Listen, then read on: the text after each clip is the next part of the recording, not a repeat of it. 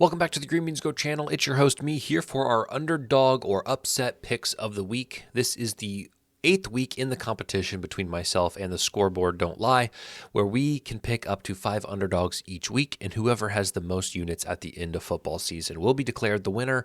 And guys, it's not looking good for the Green Beans Go channel. He is, shall I say, crushing me right now. I think he's up over 3 units, and I am barely hanging on, just up over like 0.25 units. So last week was awful. We'll just say that. It was awful. We hit Rice, which was also a play he had, funny enough. Maybe if we have a consensus, that should tell you something, guys. I'll just say that. All right. USC had an 87.6% chance to win the game with 5 minutes and 4 seconds left in the fourth quarter. But did they? Take a guess. Did they win? Of course not. Of course they didn't win. That's the 3rd week in a row I have had an ESPN probability chart on this exact screen talking about how we had over an 85% chance to win our underdog pick, and we don't. So either that's bad variance or ESPN needs to fix their win probability metrics because they're inaccurate, okay? Because the odds that I lose 3 weeks in a row when I have over an 85% chance, I mean, do the math, guys. 15%, 15%, 50%, the odds that all those hit, it doesn't matter. It's in the past. All right, our NFL plays were not good either. Cowboys got absolutely trounced, and I swore off the Cowboys. I said it in my weekly picks video. I said, I'm done. The Cowboys are done. I can't do it any longer. They're not the team I thought they were. I'm done believing in them. And the Jaguars, kind of the same thing. Their defense is extremely suspect. They can't get anything going offensively, just complete misread. So I apologize. The good news is combined, we are 19-11 versus the spread, which means if you would have played every game that we picked as a spread play, you would be up. So my warning, as always, is this is for fun. I try to find value in this. Will be hard to beat long term. So the fact that we're both positive is pretty good. I would recommend trying to combine my picks and his picks with some promos. If the money line is too risky, like I said, take the spread. It is my job to find you good lines, value lines with handicapping, with mixing in some game script and some situations, because I think there's value in both. Other people are going to disagree, and that's fine. Here's my short list. It's rather long for a short list. These are all the games that caught my eye or that the model I've been working on flagged and said, hey, there might be something here. We have the Colorado Buffaloes over Arizona. We have Buffalo over Western Michigan. Coastal Carolina over LA Lafayette. Florida over Kentucky. Illinois over Michigan. And Nevada over Fresno State. Now, these are not official plays. These are just plays that caught the attention of the model, caught my attention. So I'm not saying these are good bets, bad bets, or whatever. I'm saying that there may be an edge, albeit a small edge, in all of these. So if you don't want to play the money line, which will be my official plays in just a second of some of these, if you want to take the spread, or if you even want to tease the spread, okay, I would recommend that. Here's what I've been doing, okay, and finding success. DraftKings has a sort of stepped up parlay. Add a bunch of legs to the parlay and we'll give you a boost. So I have been taking some of these, like Coastal Carolina is a 5-point underdog at home, all right?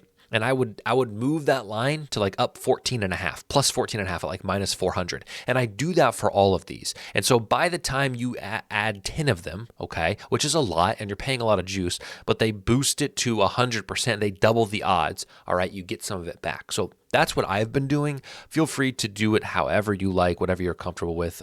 I am a firm believer that sports betting is often talked about as a one-way street, and I think that it's a multidimensional street. I think it's a roundabout. It's the roundabouts are one way. I'm an idiot. The point is, you need to bet what you're comfortable betting, and listen to the people that you value, but understand at the end of the day, it's your wallet.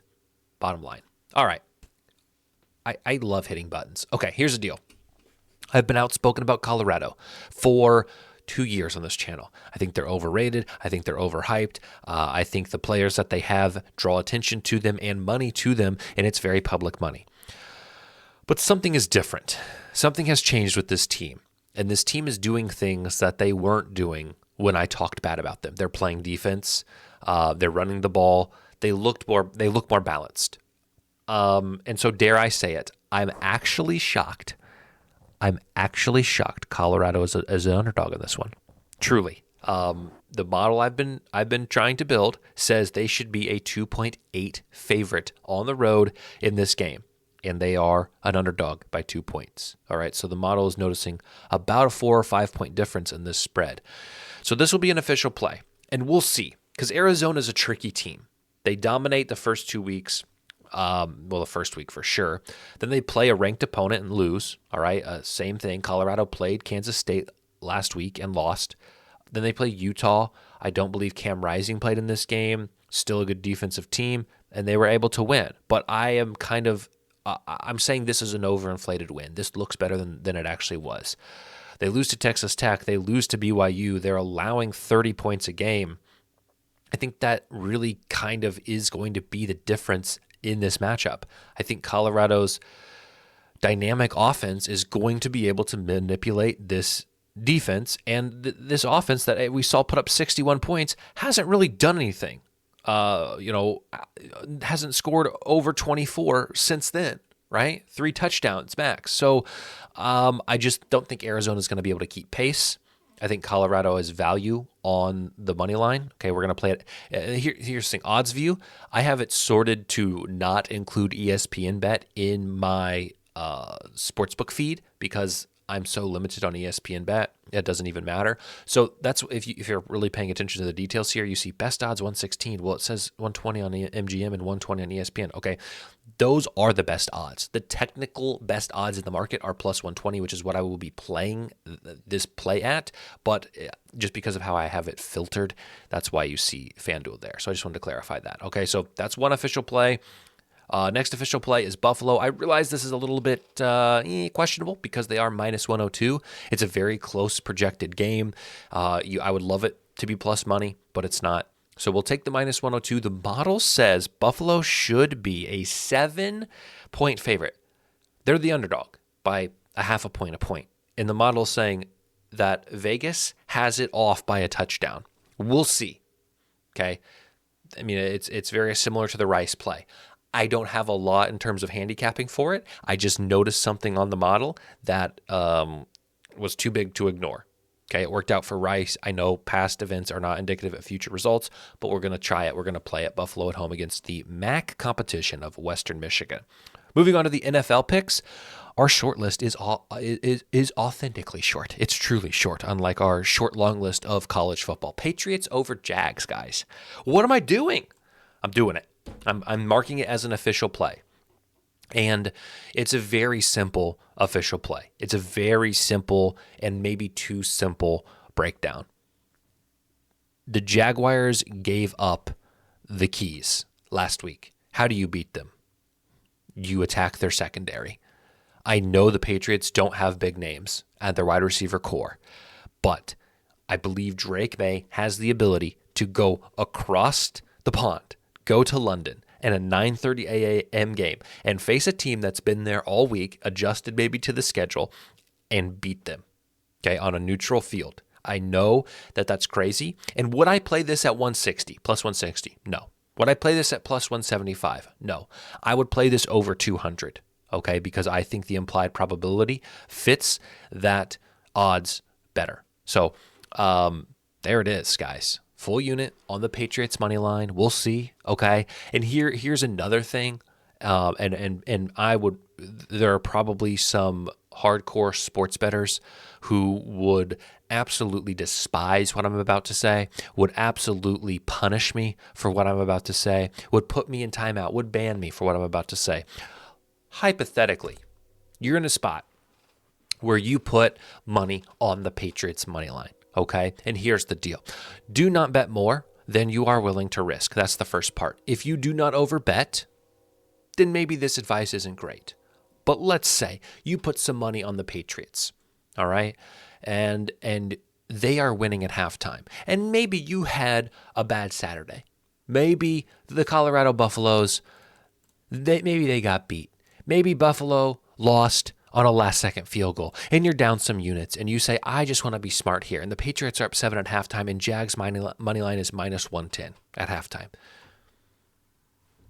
There's no shame in walking away with some money. Now, people are going to say, Long term, that's not the play. You're losing juice on both sides. If you make the bet, ride the bet out, right? And I get it, but I think there are situations where mentally or psychologically, it is okay to walk away from a bet and take some cash. All right. So, I'm not telling you should do that. I'm just saying I like this play enough that I think they'll be in the game.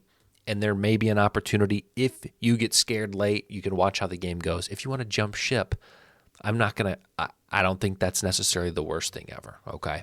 So, that's just how I look at things. And I know that is kind of counterintuitive to the culture of sports betting. So we have 3 official plays: Colorado Buffaloes, Buffalo Bulls, and Patriots money line. All right, 1 unit each. Now, here's the deal, guys. I've put out a lot of content this week, and I wanted to make a very simple and easy to read chart so you guys can understand what videos you want to watch next. Okay, so if they have a red line, they are going to the betting video. So if you are interested in who's scoring a touchdown this week, I have I track all that data. I'm sure a lot of you have seen it. You can do that. If you want to watch me talk about the spreads and totals and my picks and confidence for every NFL game, you can do that.